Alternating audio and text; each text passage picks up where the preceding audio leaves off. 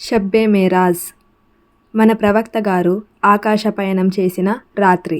ఈ రాత్రిన మన ప్రవక్త గారు మస్జిద్ అల్ హరం నుండి మస్జిద్ అల్ అక్సాకి బయలుదేరారు. అక్కడి నుండి మన దైవదూతలలో అతి పెద్ద దైవదూతలలో ఒకరు అయిన జిబ్రయీల్ అలైహిస్సలాం గారు మన ప్రవక్త గారిని ఆకాశంలోనికి పిలుచుకుని వెళ్ళారు. అక్కడ మన ప్రవక్త గారు అల్లాహ్ను కలవలేదు, కేవలం అల్లాహ్ యొక్క మాటలను విన్నారు మరియు అల్లాహ్తో మాట్లాడారు. దాని తర్వాత మన ప్రవక్త గారికి అల్లాహుతాలా 3 బహుమతులను ప్రసాదించారు.